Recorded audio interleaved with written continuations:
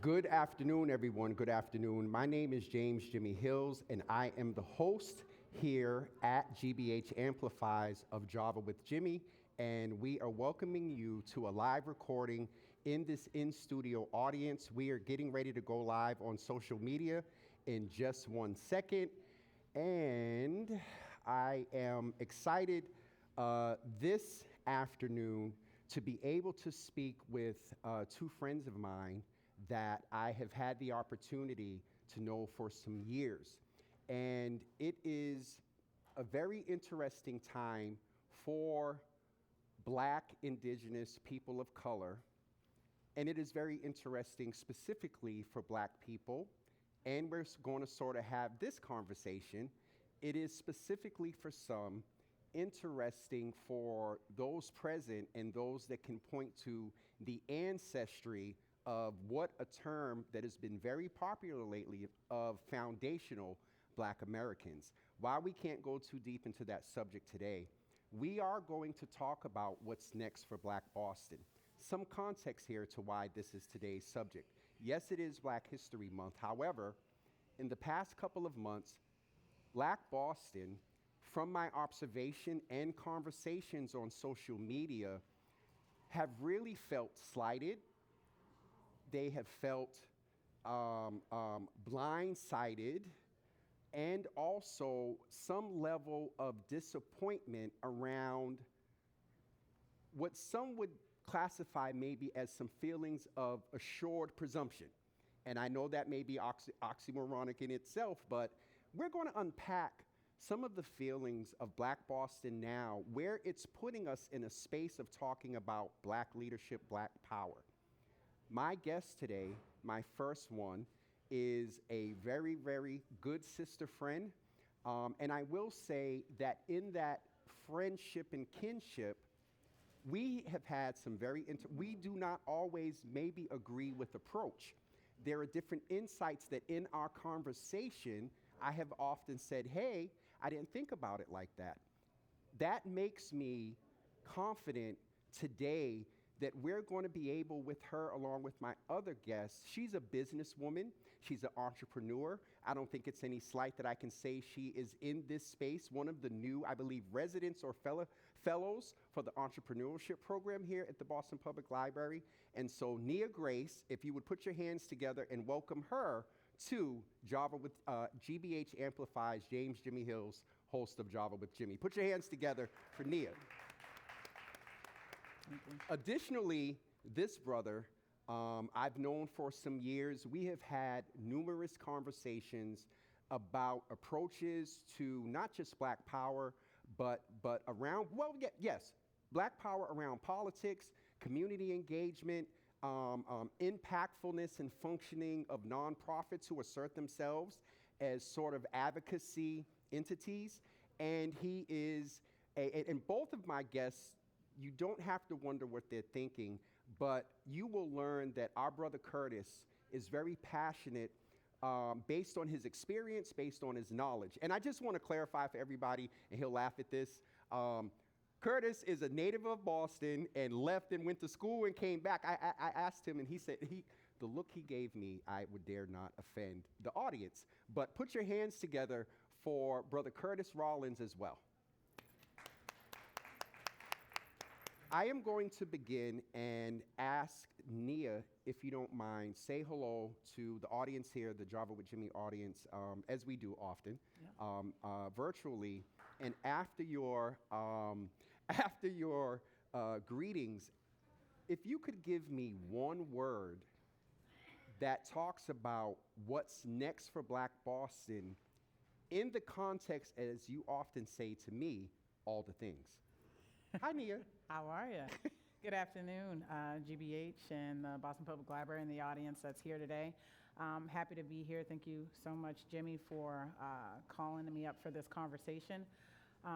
When we start talking about Black Boston and in one word, what I think is next, I think it was really tough. I had a couple of sentences that I really wanted to say, and I understand that the challenge was one word, and I really just hope that strategy is where I'm going to land, and we'll expound upon that during this conversation. Okay, strategy. And we'll get some context for that as well. Curtis, in the same vein of everything that we've been talking about on social media, on the show, and in the context of all the things, and you have and Nia, I don't want to presume you weren't, but I know Curtis has been involved with iterations, I believe, in entities in organizing within Roxbury that may have had some influence around this P3 thing, and we're going to give some context to that as well. Curtis, greet the audience, and if you would give me one word as you see it with all the things for what's next for Black Boston. Good afternoon, James. Good afternoon, everybody.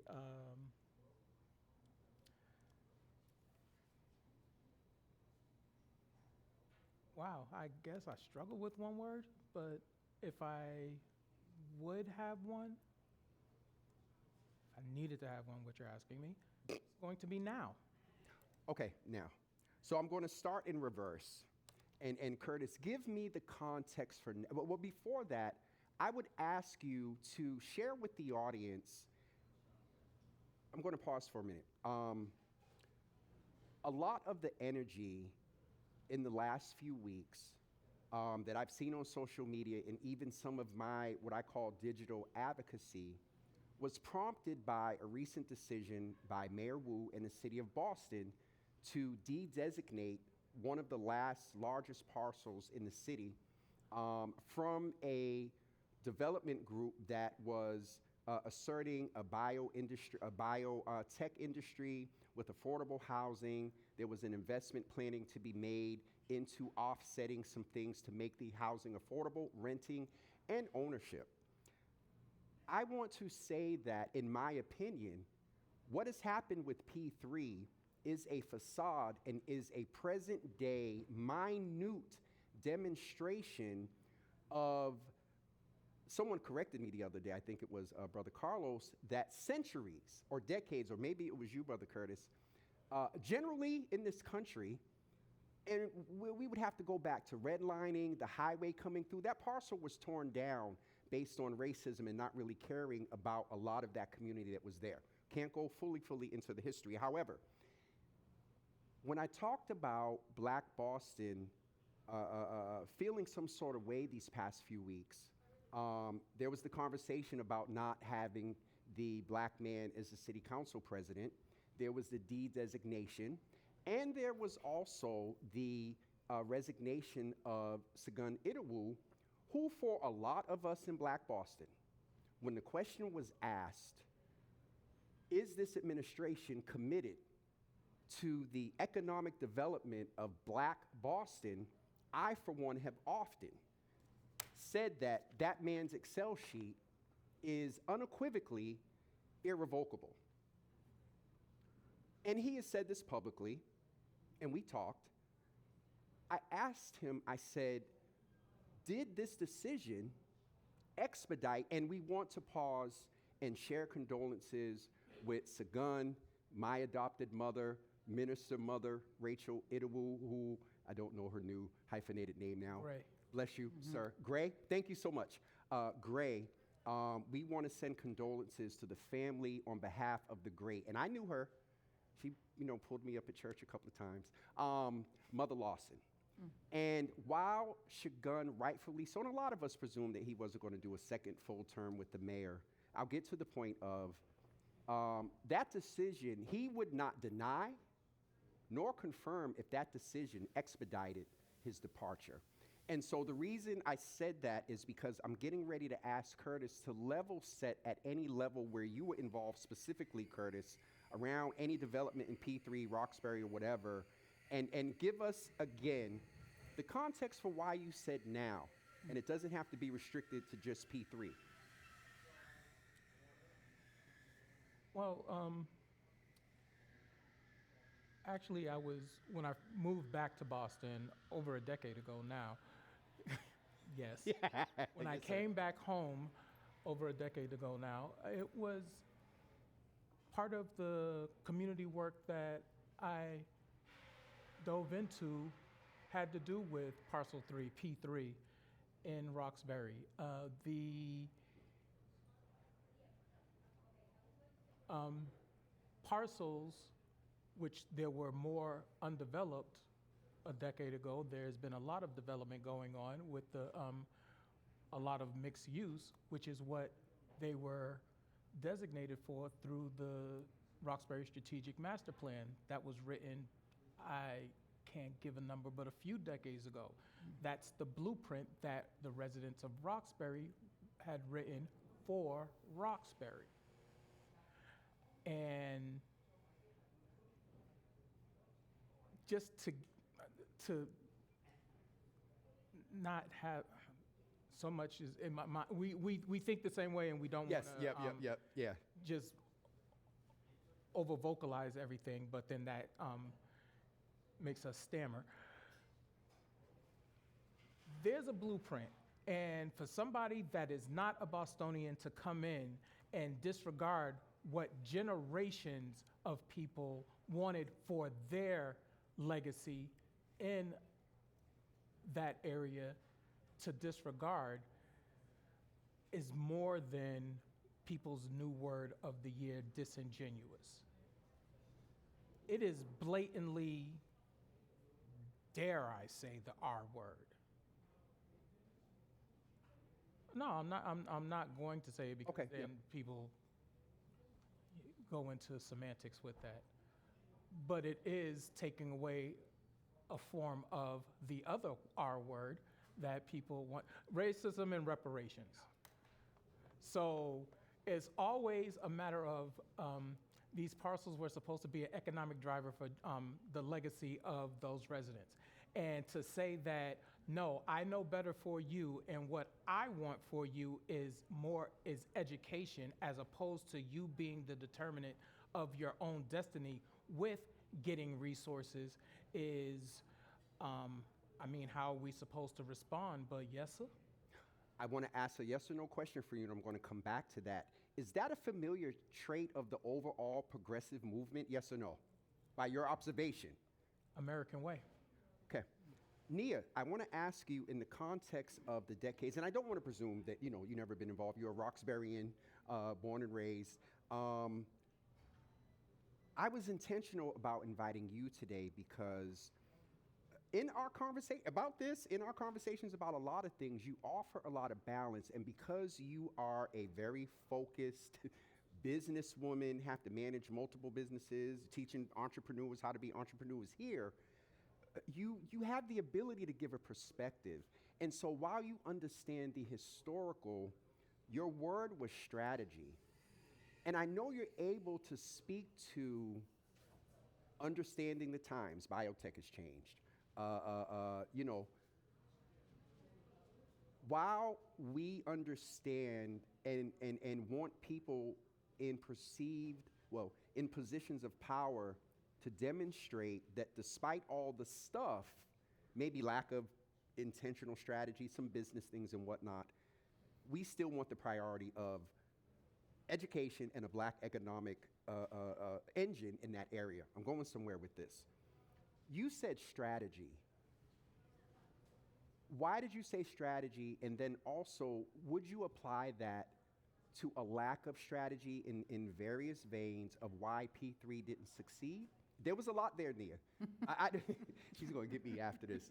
So, context of strategy, and then would you lend your word to where we are with the present demonstration of a decade, centuries old problem of being told to, again, wait to decrease the wealth gap?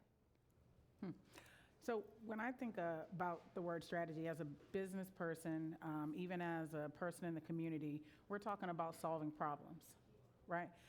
That's usually what it is. We realize that there's a problem, and a lot of us have the gumption to want to figure out how to solve it. And that's where I'm at with this. So we understand P3 had been a historic issue. We understand that that is something that we wanted to develop.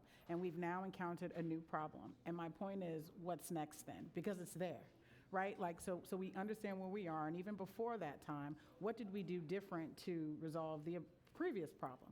And then the decades older problem, right? I'm just wondering. That's always going to be my conversation. Yep. And so when I talk about strategy, it's really about Okay, cool. So again, what is next? What are we going to do different? What people and places and things are we going to need to have in place for us to have a different result the next time? And do we need to look back at what we've been doing to say, hey, you know what? This could have done a little bit of refinement. This could have been, it could have made, we may have needed a little bit more coalition building. And then sometimes we might have just simply needed to stand our ground just a little bit more, right? I think coming into this conversation, I had thought about the words of then Congresswoman Shirley Chisholm, which are often evoked by our now Congresswoman Ayanna Pressley. And I think about being unbought and unbossed. And at some point, and this might make some people upset, that I feel like a lot of folks in the community have not only been bought, but they've also been bossed. And then we sit here and we ask the question of why. I perfectly understand. Curtis, I want to ask you, I want to unpack a couple of things. I just noticed something on the computer that distracted me, to be very transparent. Nia, I want to go back because you're liaising or you're bridging us into a conversation of how did we get here? And what I want to say is, despite, despite I've said on on the regular show that no one has the peer review that the mayor has. There have been some things asserted that the CEO of the city may have some concerns. However, what I realized a couple of weeks ago, that by my observation, there was not a coalesced group, enough individuals, and I will say that we don't know who's, called the mayor, text the mayor, just like y'all don't know if I did it or not. I did. But we don't know all of that. But I come from a time, Curtis, that we had team unity. I come from a time where there were organizations that would bring us together and drive some action around different things. And none has never been perfect, ever. But with this, and I'm intentional about saying with this present facade and present day demonstration, what just happens to be P3, how did we get here? Nia kind of lent to unbossed and unbought. And there's been a lot of chatter on social media, on my show and other places, that the reason that some that we would presume as black leadership aren't saying anything because they're not unbossed and unbought. I want to say it that way, just to be nice. How did we get here, Curtis? And give whatever historical and because you've been in it, how did we get here? Give me about a good minute of how did we get here? And I see your face. Give it. Part of it is generational. The generations weren't doing what the previous generation did. Unpacking that. The silent generation looked out for the baby boomers, which is the reason why the baby boomers were as prolific as they were. The issue then became that the fight did not continue because once the baby boomers / civil rights generation got what they got what they got. Their children were going to have to be on their own. They didn't have the same fight as the silent generation had. And that left a sour taste in Generation X's and the millennial generations because they're seeing that their chronological peers of a different race and ethnicity aren't having to deal with that same thing when it comes to resources. There's a lot to unpack there, and I'm going to have to quickly decide which way to go. So, as I said, entities or whatever, our parents and generations, after all of that fight in getting a level of achievement. And we can bring it up to date. Some people thought that our first black president was sort of a thing that we've arrived. And obviously that is not the case. I just want to ask maybe Nia to respond to that, because as Curtis was talking, I'm thinking about a reactivation. Black Lives Matter, George Floyd, those young, and then I'm not as versed in the years of X and millennials. I don't even know what I am. I'm not that versed in that. And so Nia, could you respond to, because generational is real. I think generational is real. And when we talk about what we saw in past leadership, generational is real, from trauma to, I mean, you tapped into something. Nia, response to what Curtis said about it being generational and the post-civil rights movement. Yeah, so I would say that I maybe differ slightly in the opinion on who the fight was left with, right? Okay. I do believe that the generation that fought for civil rights were on the front line. They also did it very differently. They were tireless in their effort. If it didn't move, then they kept showing up. And I think it looks different these days. And so even for a Generation X or a millennial generation, while we received some benefits of that fight, we didn't realize that we were supposed to continue to carry the mantle in the same kind of way. That's actually what I believe. I think it's a little bit more of a, well, we got comfortable with the little that we got, forgetting about the decades of things that we were still going after. And so when you lose some civil rights leaders, like literally to death, and then you lose them to age, it wasn't their responsibility to continue it in the grave. It was for us to say, you know what, that was good, but this is some more that we need. And this is what we're gonna have to keep fighting for every day. And so now when we sit in this current state, we're sitting here wondering why this looks and feels familiar to some of our elders and even to some of the things that we've read in history books. Well, that's because we didn't continue the same kind of fervence and making sure that these things didn't revert back or that they were still being paid to us. I think I agree with both of you, because Curtis, I agree with what you said about the olders or the elders. They kind of got it and settled, but then either from observing that, the next generation, we kind of, as the benefits, I just thought about this. Because of what the generation you refer to had trauma, they got what they needed and maybe didn't address the trauma, but they also at the same time didn't say, hey, baby, y'all are doing okay now, but don't forget. And we're making general statements. Don't forget, there's still a fight. I want to move us up one for time. One for time. This brings us in a little bit, Nia. I'm going to start with you here. How would you describe present day, now, black leadership in Boston, based on what you said the past few minutes, in one word?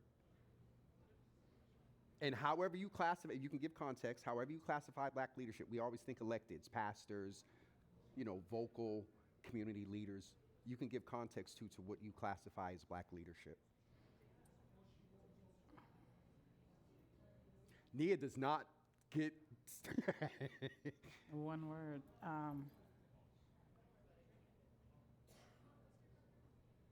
All right, you can do 2 or 3. I would say thoughtful, but then I'll have to really talk about what I mean when Because there's a lot of thoughts there. There's a lot of things. All right. Can you give us some context to thoughtful? And in that, if you don't mind, give just a little purview of what you would classify as black leadership in Boston. Yeah, and when I say thoughtful, I feel like right now people are, and I didn't want to use a particular word, but I feel like they are waking up, right? I feel like they are seeing things as they really are, and now they're having to double back and think about some of the things that are happening, either to us, with us, around us, right? And so, I mean, I would be sitting here just thinking about, what is kind of next, right? What is the now? What is the next? And when I think about leadership, I think it's anyone who uses their platform, their voice, their influence to push systems and push a society that is good for all. You know what I mean? Like if every person in society is feeling good, be that black, white, young and old, feel like they have a great footing here, that they've got opportunity here, that they are not feeling marginalized or discriminated against here, then that is a better society on a whole. And so any leader that decides to, again, you yourself, use this platform to talk about what's next for the whole, that is a leader, black, white, or in between. Okay, yes, understood. Excuse me. I don't know if I can say this. Get your flu shot, because this new flu going around, I've been over it for 2 weeks, and I still have residual. You know we have your healthy Java as well. Curtis.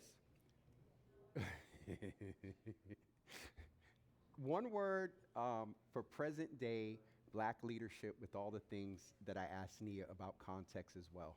One or two words. I gave Nia Grace. No pun intended. No retirement plan. There's no No, because we sorry. Go ahead. Tell the people reason why. why that at a certain age you need to continue the fight that you've been doing for the past 50 years, except that you never planned on retiring. You never planned on passing the mantle down to someone else, to teaching the next ones coming up. And that's where I mean when it comes to generational. Now, those that are in their 70s were in their 20s when they were reaping the benefits of what the silent generation did. That's when the best white horse was out. That's when the best that's when the interracial access to everything was out, and they exploited it, as they should. If we're going to be talking about Americans, as they should. Okay. The issue then became the ones that were new to it only were exploiting it for themselves and not packing it away and showing their children how to get it easier than how they had it, which means building a foundation. Curtis, if I may ask you, so you started with saying retirement, and when you said that, me and Nia laughed because I think in a lot of the conversation, and I'm just going to say it, around 1 foot in the grave and 1 foot in the hall or 1 foot in the state house, there was not that passing of the baton. So much so that I made a decision, it wasn't passed to me. Sometimes I felt like I wanted to snatch it. I stepped back and I said, you know what? I'm going to try to push, your Seguns, your Reynolds Graves, this next generation. You talk about that, and we laughed in the retirement of kind of like the political elected holding on to power. But then you transitioned into more of the personal and the generational around passing, to the family. So can you go back to the retirement? Because in this context of the current facade of P3, I think part of the reason that Nia gave the context around unbought, unbossed, and a few other things, with that also comes because you were not unbought, you had a certain level of income, you had a certain level of access, and maybe you intentionally didn't want to retire, and you wanted to hold on to that power rather than seeing your legacy continue to go. So when you said no retirement plan, can you give context to that? Yes, when you have a retirement, or to give it quick and dirty, the retirement plan would be, all right, by the time I want to ease up and relax for my last days, I want to have this amount of resources in order to sustain me, to sustain the lifestyle that I have. And you have to put a lot of variables into place. Whatever math they did wasn't mathing, because yesterday's price ain't today's price. My God. And a lot of them have been complaining that, this is too much, and it's like, yeah, prices go up. Prices have been up, and that is the ramifications of the decisions that you made while you were coming up to this age. But that wasn't something that you thought about. You kicked the can down the road and thinking that it was only going to affect your offspring. Like I said, how you do one thing is how you do all things. So generationally, how they have done each and everything that they have done has been the same thing and has had the same result, which has been not affecting them until it affects them. Couple of things there, Nia, I'm going to give it to you in a second. I asked Carlos Enriquez, my guest yesterday, about this. I asked the mayor about this a couple of years ago in the cyclical of mass and cast. I've come up with this thing around asking, where's the off-ramp? And then Carlos said yesterday, well, James, when things are cyclical, there is no. Yeah. So then where do we, and I think, Nia, this goes into now being, kind of getting into what we do. I forgot your word. You said for our present day leadership, it was thoughtful. And I don't know if I got full context from you, but give a little more into the thoughtful. You said that people were more aware, they're thinking about it, but that mixed with what Curtis is saying around, one of the terms some years ago, Emmanuel Tickley, that was at Project Right, I was fussing about we don't have succession, intentional succession. Curtis's kind of lends to your point that you don't have intentional succession without intentional relationship. You're a mentor. That exudes out. I mean, you mentored me in some things. Mixed with what Curtis said and being thoughtful about where we are, let's now start talking about where we need to go and what we need to do, because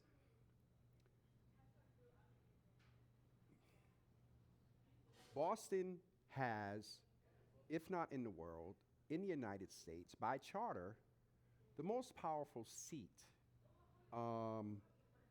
It's a very the mayor's seat is very powerful by charter, and city council, they've been trying to assert, and we won't even begin to talk about the high school pettiness that's going on in city council right now. There's supposed to be a checks and balance. And where I'm going with this, Nia, is Boston has had a tradition of a mayor strong and what the mayor says go and whatnot. And I am very concerned based on things that we've been talking about the past couple of days, Carlos framing it in the manner of you being an Asian woman coming from Chicago, telling black folks what it is that they need. Here we go. What should we be thinking around strategy? Sorry. I forgot I'm not at home today. What should we be thinking around strategy? Yes, sorry.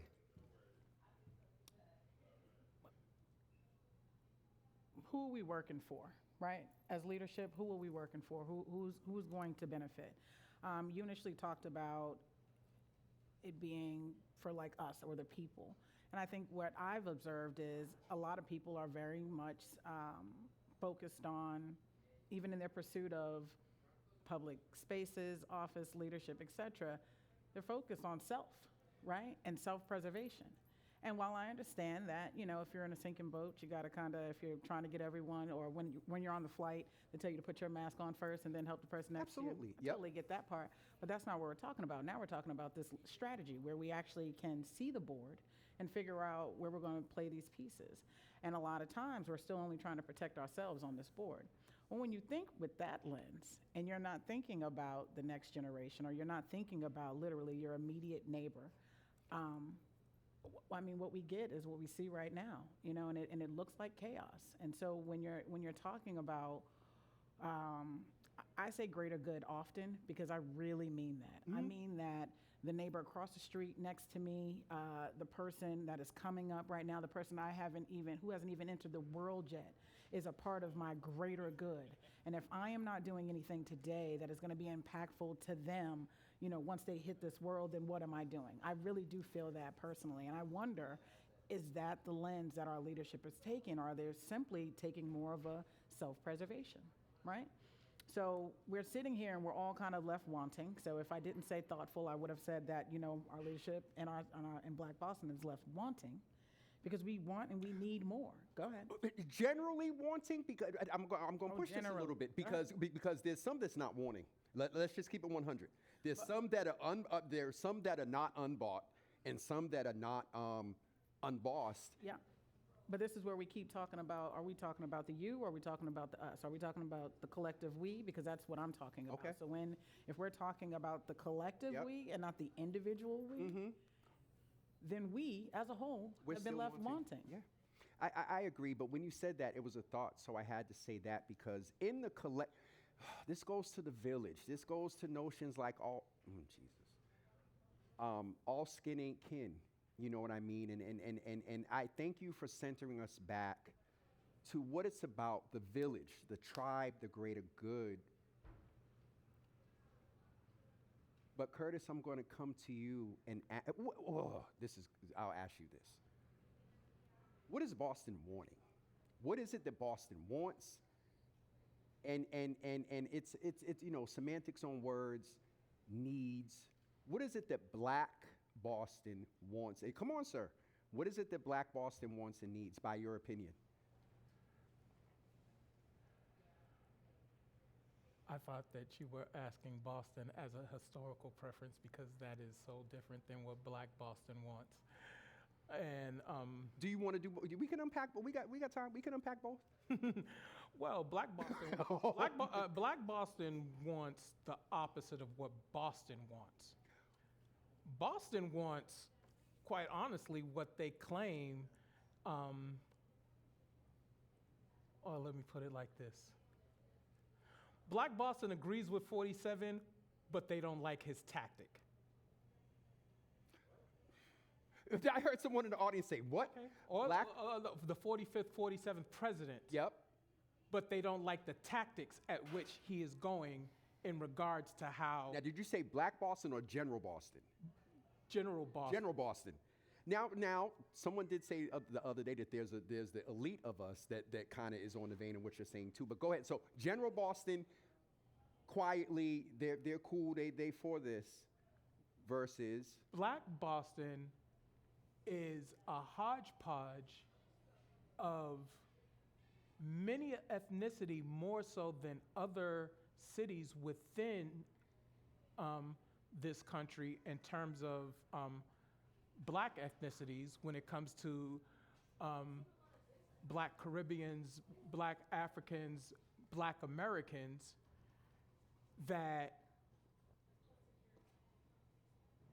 and within that, so many are not willing to come on one accord because of racial identity, but would rather stay siloed because of ethnic identity, as well as who gets more of the butter biscuit and pat on the head from the regular Boston or the traditional Boston, heritage Boston, if they want to call it that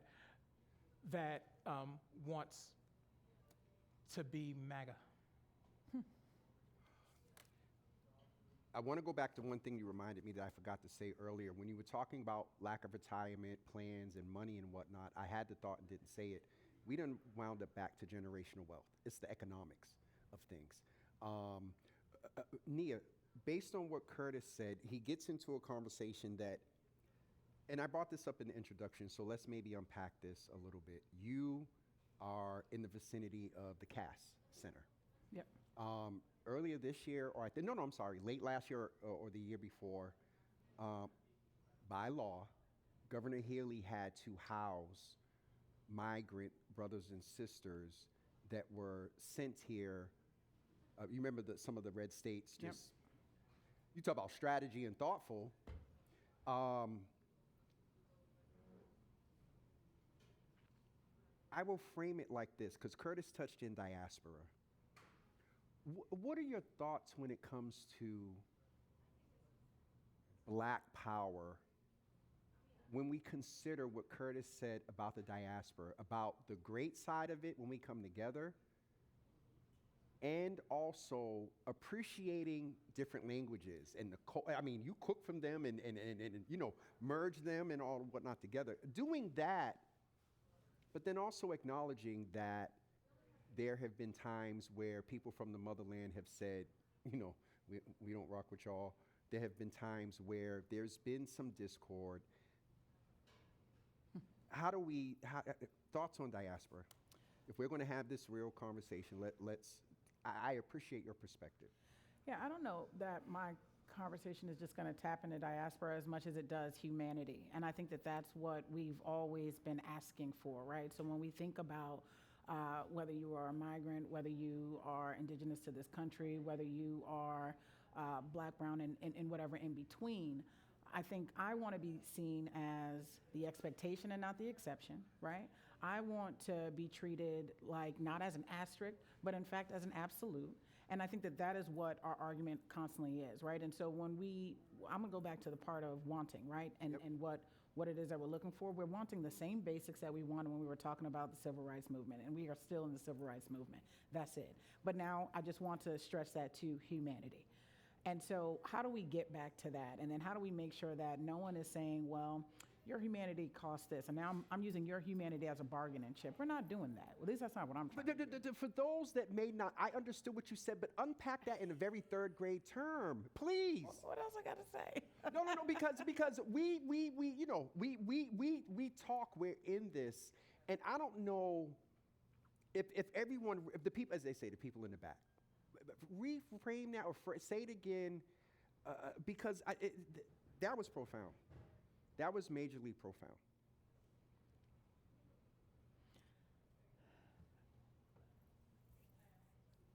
Twice.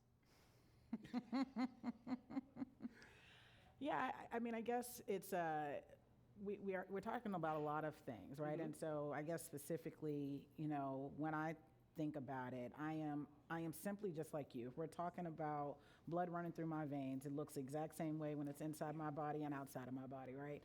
And so when I say what we're wanting to be able to have the exact same voice when it comes to something that happens in our neighborhood. I have maybe the privilege or whatever it is to be in 3 to 4 different neighborhood groups based off of where I grew up, based off of where I was born, and based off of where my business is, where my businesses are. And I watch the activity that goes on in some of those other neighborhood groups, and I watch them mobilize and make sure that what they want to happen in their neighborhoods and their backyards happens. I watch them use every single tool that is available to them to make sure that if you want a street sign here, or you don't want this development here, or you don't want people parking on this side, all of that. And so when we get back to the point, to the top of this conversation, talking about P3, I then look to see the same kind of tools that are available to us. And then, like you said, somebody tell us or dictate to us about what they think might be better, because we may not have participated in the same systems that they have had the opportunity to participate in for so long. So now what I'm saying is, if I'm here at the table, allow me to participate, know that I'm a full human. Yep. Back to that part. The last part when you said, I don't know if you said exploiting, that was the one, and thank you, because I think that needed to be further clarified too. But you said something about the fact of not using me, I don't remember the exact words, but not using me as a pawn, or not like being fake and phony. Well, no, I mean, when I say this, like, I don't want anyone to look at me and be like, oh, well, we let her in because of. That's the part. So that's what I wanted you to. We let her in because of what? You're black. You're DEI. Because I'm a woman. That's my point, and that's not it. I'm not the exception. I am absolutely what should be expected, right? Because I am just like anyone else. I'm not the exception. So it lends to what brother. I can see his face. A brother said to me some years ago that he couldn't bring himself to form or post the words, Black Lives Matter. Because in asserting that, I have to then consider that there's people and entities and systems and structures that don't think you matter. It's so, all right. Curtis, a response there, and then I'm going to get ready to get into what you all envision in a perfect Black Boston, and then what we can do around, because even at this conversation and the one I had yesterday, it came back to self. And to your point that you were saying earlier on the side that people are concerned, I just don't, my intention of come up is just to be able to survive. But why do you come up if you're not pulling the other up, pulling the next gen, pulling your neighbor? Anyway, based on what Nia said, Curtis, and talking about, being the expectation and not the exception, there is, and I used the term earlier, there is, from unbought and unbossed, there is a lot of people, I'm just going to say it, people believe I'm bought. People believe I'm on city contracts. People believe that, all this other stuff. I'm not. With that, I'll shut up after this. Now, people should be compensated for intellectual property, advice,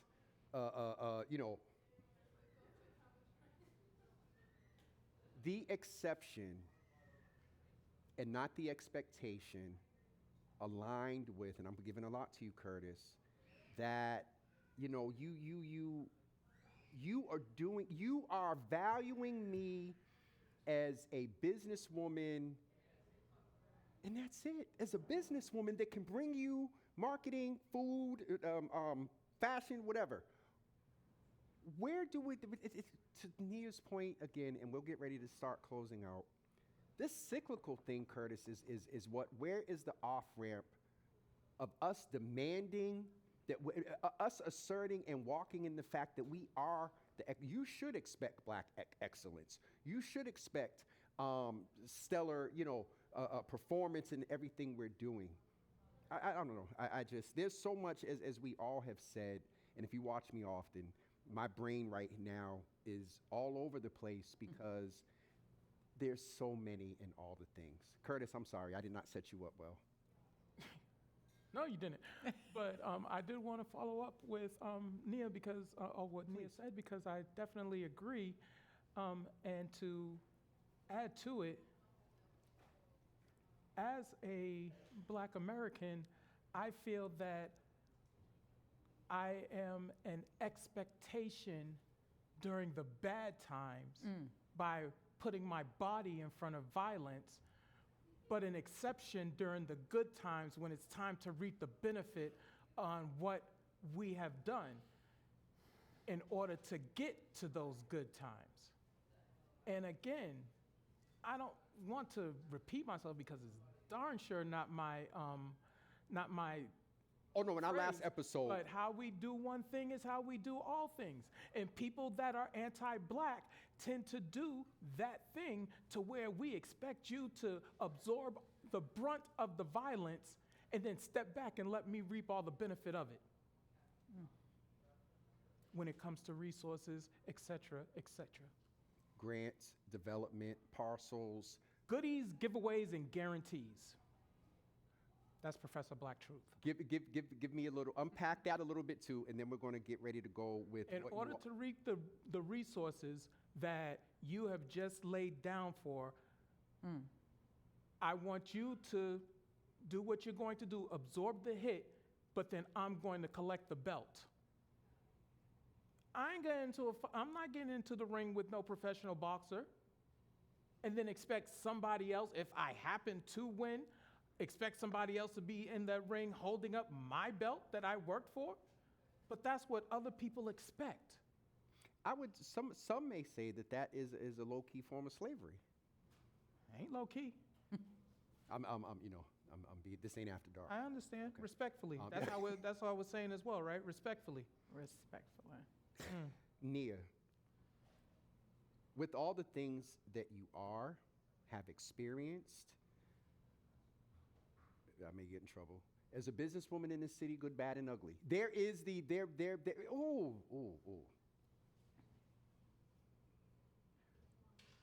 I won't say that. With all the things that you've experienced in the city, have a vision for the city, love young people, you talk about the next generation. If you had simply a magic wand, if you could incorporate all your Black girl magic, what's next for Black Boston?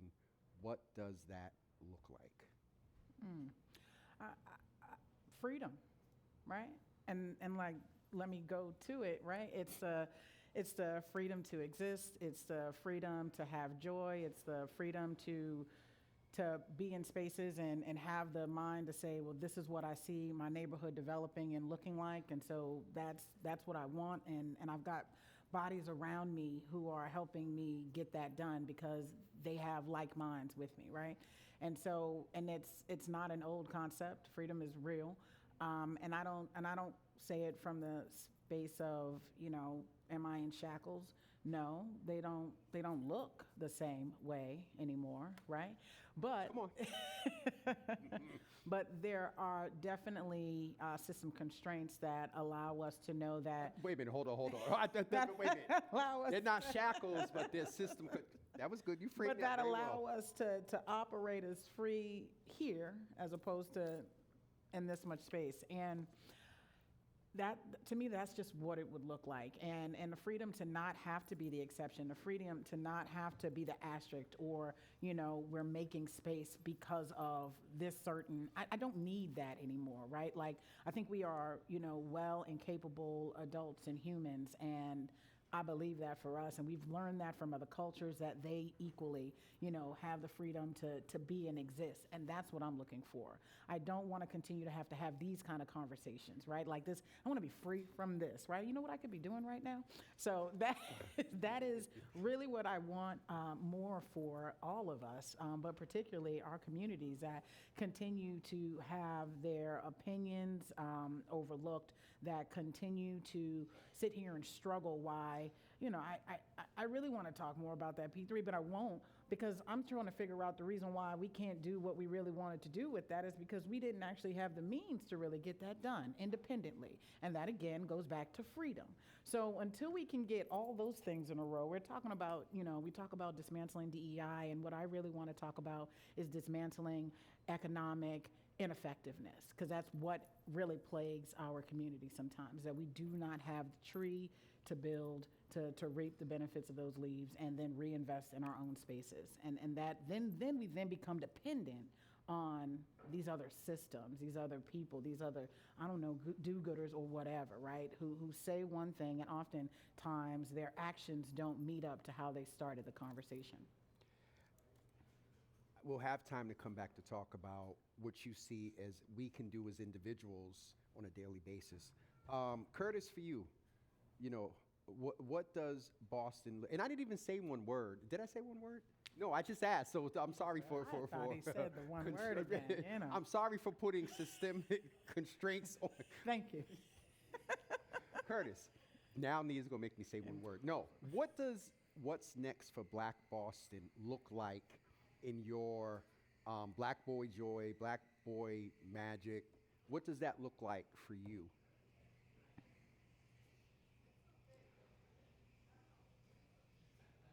Now that the off-ramp has been acknowledged that it is necessary in that secular system, Yes. build that MFer. Build the off-ramp. Yeah. But in building, based on what Curtis said yesterday, that it's cyclical in a Carlos. circle, do we have to blow up part to make space for the off-ramp? What is normally done when you're doing a construction project, Jimmy? If there's something already there, it gets demolished. Yeah, Go. ground zero. Okay. So you want to see what's next, the active destruction of that cycle, and then building is just so apropos right now. And then we build. What does that building ramp look like? And then when we get off, what are the options for the forks? What are the forks, the sporks, and the forks in the road? The options are to the heart's content. The options are to the people's content. But that is what it is. It has to be of the people, not of an entity that is trying to be in control of said people. We've been dealing with that too long, and how has that worked out? For us? Yes. Not that well by my observation of things present. Well, I mean, that's the question that everybody should be asking, and to be truthful with themselves. They're the ones that have to live with themselves. So I know that it hasn't worked well for me. So I, with the grace of my Lord, become an agent of change. Perfect segue. I love it. Individual, Nia, next to, I want you to have the last word before me. And I just appreciate our sister being up here with us, dudes. And she can handle herself. Don't ever sleep. What do you say? I'm Nia Grace I'm from just Roxbury. Nia from Roxbury. Curtis, I'm just a dot rabbit. what is our at the end of Carlos? You watched yesterday.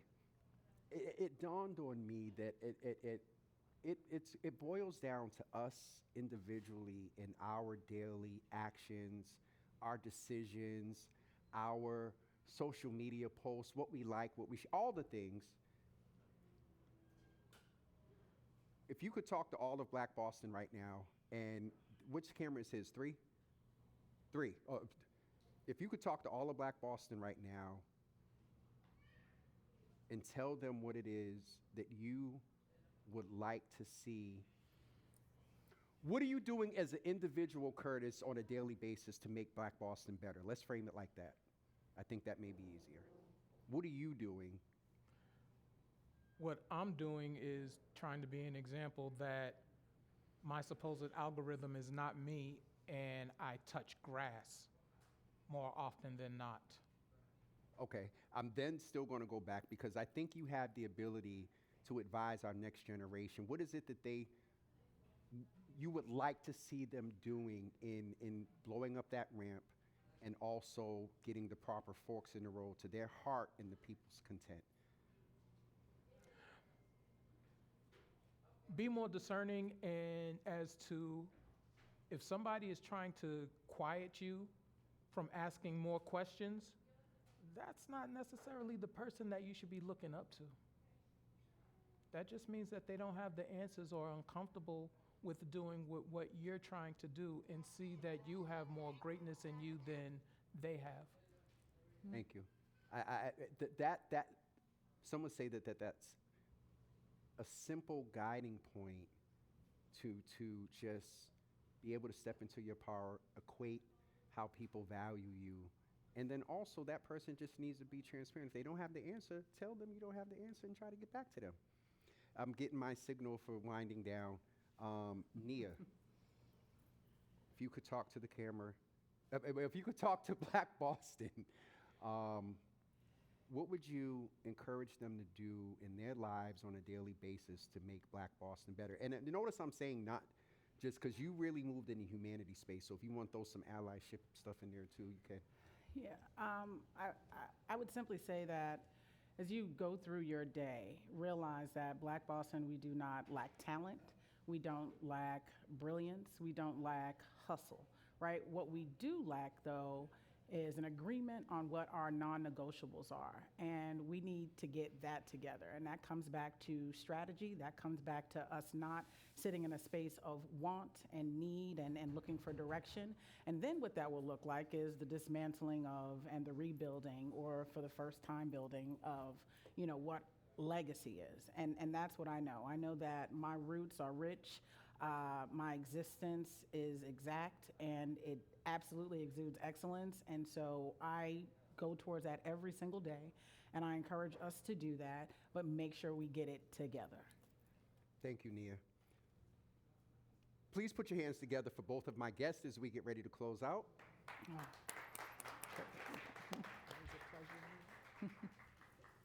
As we are in the midst of Black History Month, it is apparent that Black Boston wants to experience, wants to experience a clear, unequivocal demonstration that those that are currently in a system that has perpetuated delays, that continually perpetuates the lack of aggression in Black economic development, we need to experience more than sound bites and words. We need a clear demonstration, and in this particular case of P3, it is not the parcel. It is not Madison. It is not HYM and also My City at Peace. What it is a people that for centuries and decades, and we'll bring the decades closer to this city, that in the last year or so had some valid, warranted presumptions that though equity may look different for everybody, there was some synergy and identification displayed over the past few years, all the way back to 13, and in the last year, a very aggressive identification with our struggle. That needs to go beyond words in a speech and on a stomp. And the only resolve to make Black Boston convinced that things and systems are going to change is for this administration to do the right thing. The designation is gone.